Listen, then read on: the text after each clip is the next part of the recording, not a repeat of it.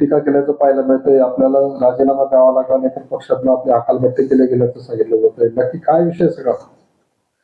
नारायण राणेंना अपुऱ्या माहितीच्या आधारावर ते बोलले. भारतीय जनता पार्टी 40 वर्षांमध्ये काम केलं. भाजप वाढवण्यामध्ये विस्तारामध्ये माझंही योगदान आहे. काला शून्य. भारतीय जनता पार्टीमध्ये एकही खासदार नव्हता महाराष्ट्रामध्ये. तेव्हापासून माझी वाटचाल भाजप वाढवण्यासाठी होती. हे राणेंना माहीत नसावं. आता राणेसाहेब आयत्या पिठावर रेघोट्या मारताय.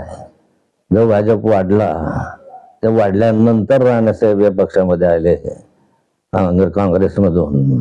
आणि आता ते बोलता बोलता इतके बोलायला लागले की आपल्या पक्षाच्या बोलताना 3 वेळा मोदी मोदी मोदी, म्हणजे फक्त मोदींचं समर्थन करणं एवढंच काम ठेवलं. आपलं स्वतःचं कर्तृत्व ते या ठिकाणी दाखवू शकले नाही.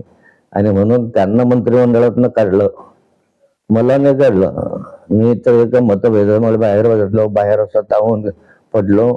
राजीनामा दिला ना, मी पक्षाचा राजीनामा दिला आणि बाहेर पडलो. राणे साहेबांना मी सांगू इच्छितो की आज जो भाजप आहे त्या भाजपवर तुम्ही आज उड्या मारताय. तो भाजप नाथा भाऊ यांच्या काही मदतीमुळे, काही योगदानामुळे, काही अंश तरी माझी मदत त्याच्यासाठी झालेली आहे. आणि त्यामुळे आपण जे बोलता आहे ते योग्य नाही आहे. आणि या संदर्भात मी सांगू इच्छितो की मी बोलत असताना मी म्हटलं आहे की उशिरा सुचलेलं शहाणपण आहे, परंतु पंतप्रधानांनी केलेलं आवाहन आहे त्याचं आपण पालन केलं पाहिजे असं मी म्हटलेलं आहे. उलट पंतप्रधानांचं आव्हान मी पालन केलं पाहिजे. मी उगाच कोणाची तरी तारीफ करणं, मोदी मोदी मोदी 3 वेळा म्हणणं असं नाही केलं. त्याच्यामध्ये माननीय पंतप्रधानांचं आव्हान आहे त्याचं आपण पालन करावं असं मी म्हटलेलं आहे. तो दुसरा एक विषय आहे की राज्यातल्या पाणी पुरवठा योजनांच्या बाबत काल रोहिणीताईंनी एक ट्विट केलेलं आहे की राज्यातल्या 1371 पाणी पुरवठा योजना या मंजुरी मिळाली मात्र कार्यान्वित होऊ शकले नाही. जलजीवन मिशनच्या योजना फक्त कागदावरच राहिल्याचा त्यांनी आरोप केला आहे. 1371 हे वर जलजीवन योजनेच्या योजना आज बंद पडलेल्या आहे. आणि या बंद पडल्याचे काही कारण आहे. हे बंद पडलं नसतं. आम्हाला जलजीवन योजना घरोघर पाणी न्यायचं आहे म्हणून घाईघाईमध्ये केल्या. उद्भव नसताना पाईपलाईन टाकले गेले. प्रत्यक्ष उद्भव नंतर खोदला त्या ठिकाणी पाणी लागलं तर नाही. आणि मग ठेकेदाराचं भलं करण्यासाठी पाईपलाईन टाकली, पण त्या ठिकाणी पाणी आहे की नाही जलजीवन आपला जलमंत्र्यांचा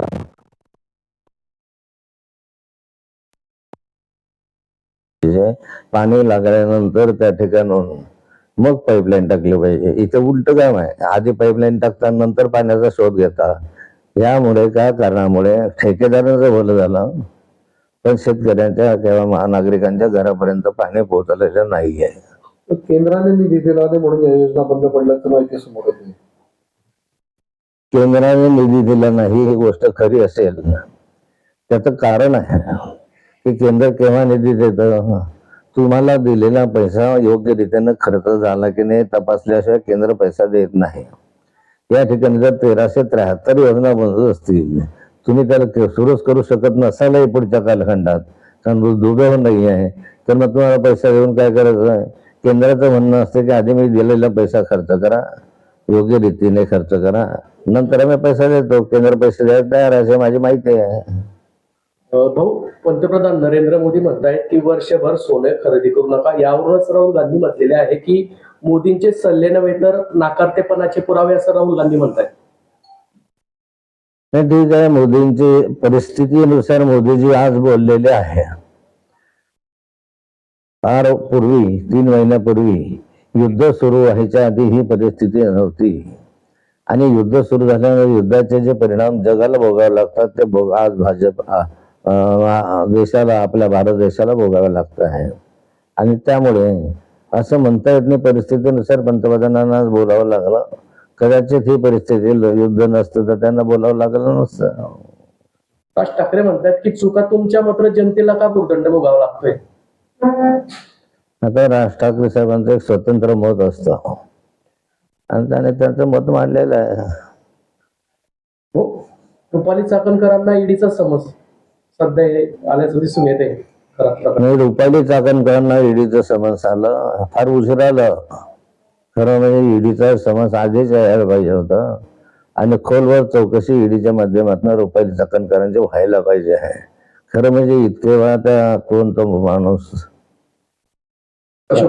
अशोक खरात अशोक खरातांबरोबर रुपाली चाकणकर इतक्या वेळा दिसल्या, कार्यक्रमामध्ये दिसल्या, हातात हात घेऊन फिरताना दिसल्या, लोकांना घेऊन फिरल्या, अनेक उपद्रव बाहेरचे त्यांचे दिसले, आतले काय आहेत मला माहित नाही.